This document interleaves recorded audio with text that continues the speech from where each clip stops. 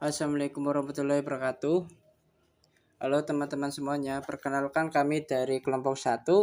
Nah, pada video kali ini kami akan mempresentasi materi tentang Pulse Code Modulation atau PCM, konversi sinyal analog ke digital. Ya, semoga video presentasi ini dapat menambah wawasan dan bermanfaat bagi kita semua. Selamat menyaksikan. Apa itu PCM? Pulse Code Modulation. Pulse Code Modulation PCM ini adalah teknik yang paling umum digunakan untuk mengubah sinyal analog menjadi data digital atau digitalisasi.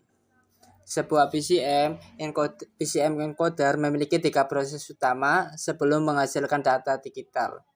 Yang pertama ada sampling, yang kedua ada quantizing, yang ketiga ada encoding. Nah, yang pertama adalah sampling atau pencuplikan, yaitu analog kontinu masuk dan dicuplik pada interval waktu tertentu menghasilkan sinyal pump, yaitu pulse amplitude modulation. Yang kedua ada quantizing atau kuantisasi, yaitu nilai amplitudo dari sinyal pump yang masih berupa desimal atau kontinu dikelompokkan ke dalam tingkatan level tertentu dan menghasilkan quantizing sinyal. Yang ketiga ada encoding atau penyandian atau pekodean. Nah, yaitu nilai hasil kuantisasi tersebut diubah atau disandikan menjadi aliran bit biner data digital 0 dan 1. Ini adalah gambarannya. Ini adalah contoh gambar dari sampling, quantizing, dan encoding. Yang pertama ada analog sinyal, yaitu ini adalah contoh analog sinyal. Nah, setelah itu akan diproses ke dalam PCM encoder. Nah, di dalam PCM encoder yaitu ada sampling, yang kedua ada quantizing, yang ketiga ada encoding. Nah, sinyal analog akan diproses ke dalam PCM encoder yang tahap pertama akan yaitu sampling dan akan menghasilkan PEM sinyal.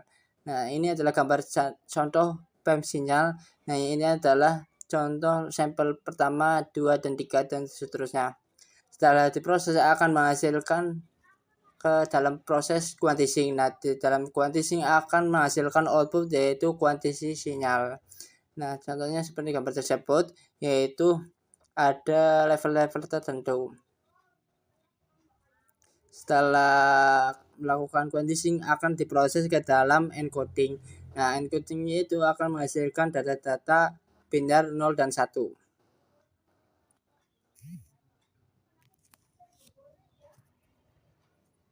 Lanjut ke slide berikutnya yaitu ada tahap 1 sampling. Tahap pertama PCM yaitu sampling, sinyal analog dicuplik setiap TS per detik, di mana TS adalah interval atau periode cuplik.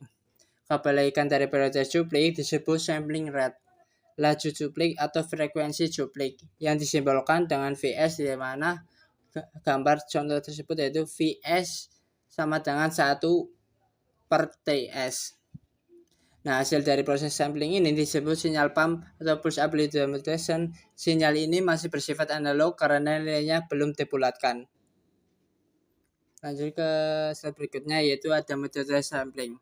Nah, di dalam gambar ini ada 3 metode sampling. Yang pertama ada ideal sampling, yang kedua adalah natural sampling, yang ketiga ada flat top sampling. Nah, ideal sampling adalah pencuplikan instan berbentuk pulsa tajam atau jarum, secara praktis sulit diterapkan. Ya. Contohnya seperti ini. Yang kedua ada natural sampling. Nah, natural sampling ini menggunakan saklar cepat, bagian atas atau pulsa hasil cuplikan masih mengikuti kelengkuan sinyal analog asli. Nah, contohnya ada di gambar tersebut. Yang ketiga ada flat top sampling, yaitu menggunakan sirkuit sample and hold atau bagian atas pulsa ditahan sehingga berbentuk rata atau datar, paling sering digunakan. Nah, gambarnya seperti contoh tersebut. Lanjut ke slide berikutnya, yaitu ada aturan sampling. Ada teorema Newcastle. Nah, teorema menyebutkan agar sinyal analog dapat dibangun kembali atau direkonstruksi tanpa cacat, laju cuplik minimum harus 2 kali lipat dari frekuensi tertinggi sinyal asli. Nah, rumus laju Nyquist yaitu ada pada gambar tersebut, yaitu ada Vs sama dengan 2 kali Vmax, yaitu frekuensi maksimal. Nah, yang ketiga ada kategori laju. Nah, kategori laju ada 2 contoh, yaitu ada low pass sinyal. Nah, low pass sinyal adalah frekuensi mulai dari 0, nilai Fmax sama dengan nilai bandwidth. Contohnya pada gambar tersebut. Yang kedua ada bandwidth sinyal, yaitu frekuensi mulai dari lebih dari 0, penentuan laju tetap berbasis pada Fmax atau frekuensi maksimal. Lanjut ke slide berikutnya, akan diteruskan oleh Mas Abi.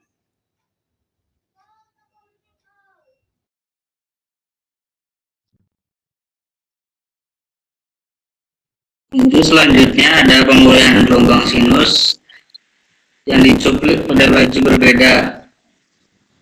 Yang pertama ada Fs sama dengan 2F laju Nyquist pass. Nyquist pass rate sampling Fs sama dengan 2F. Titik sampel diambil pada pas di puncak dan membahas sinyal asli berhasil dipulihkan atau direkonstruksi dengan baik. Garis putus-putus membentuk gelombang semula. Yang kedua ada Fs sama dengan 4F atau oversampling 2 kali lebih besar dari laju Nyquist. Oversampling Fs sama dengan 4F. Titik sampel diambil lebih rapat pada rekonstruksinya. Sangat baik dan akurat, tetapi menghasilkan data yang mubazir atau redundan. Yang ketiga ada Fs sama dengan undersampling, yaitu setengah dari laju Nyquist. Undersampling atau Fs sama dengan F, titik sampel terlalu jarang, hasil rekonstruksi gagal total. Tidak membentuk gelombang sinus aslinya, melainkan menghasilkan sinyal palsu atau aliasing.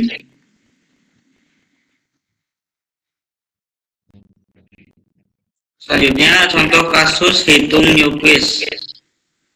Kasus telepon suara manusia di jaringan telepon dibatasi oleh frekuensi maksimum 4000 Hz. Maka laju cuplikannya adalah 2 kali 4000 Hz sama dengan 8000 sampel per detik. Contoh soal, sinyal low pass sebuah sinyal memiliki bandwidth 200 kHz. Karena sinyal low pass maka Fmax 200 kHz. Laju Nyquist sama dengan 2 dikali 200 kHz sama dengan 400.000 sampel per detik. Selanjutnya tahap 2 atau quantizing. Nilai amplitudo sampling PAM pada masih berupa bilangan pecahan kontinu desimal yang tak terhingga. Komputer tidak bisa menyediakan bit dari nilai pecahan acak. Langkah-langkah quantizing: 1. Zonasi level, mengelompokkan atau membagi seluruh rentang amplitudo vertikal sinyal menjadi sejumlah tingkatan level diskret atau L. Normalisasi dan pembulatan, menghitung nilai tengah dari setiap level lalu memaksa nilai amplitudo asli sampel untuk dibulatkan atau rounding ke nilai level terdekat. Seperti pada gambar,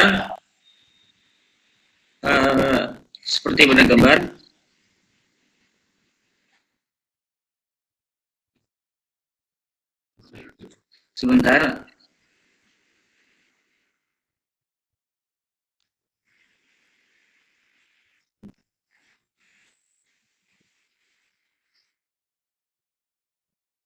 Seperti pada gambar, sumbu vertikal atau amplitudo menandakan besar kecilnya sinyal, sedangkan sumbu horizontal atau time waktu menandakan waktu. Garis-garis ring menunjukkan nilai amplitudo pada waktu, misalnya 24, 38, 38, 38, 48 sampai minus 80 dan 107. Pada proses quantizing, nilai sinyal asli dibulatkan ke level tertentu. Jadi sinyal yang awalnya halus berubah menjadi nilai-nilai diskret atau bilangan bulat. Contohnya, amplitudo sekitar 47,6 bisa dibulatkan menjadi 48 dan amplitudo minus 79,7 dibulatkan menjadi minus 80. Selanjutnya tahap 3 atau encoding. Mengubah nomor indeks level hasil kuantisasi yang sudah berupa bilangan bulat menjadi kombinasi kode biner 0 dan 1. Hubungan jumlah level L dan jumlah bit N. L rumusnya L sama dengan 2N atau N sama dengan log 2L. Pada gambar encoding dalam PC impulse modulation. Fungsinya adalah mengubah hasil kuantisasi yang sudah berupa angka menjadi kode biner 0 dan 1. Contohnya plus 24 menjadi 0001100, minus 80 menjadi 11010000, plus 125 menjadi 0111110101. Bagian bawah dan keterangan segmen bit, angka positif diawali 0, angka negatif diawali 1. Rumus L sama dengan 2, L sama dengan 2N.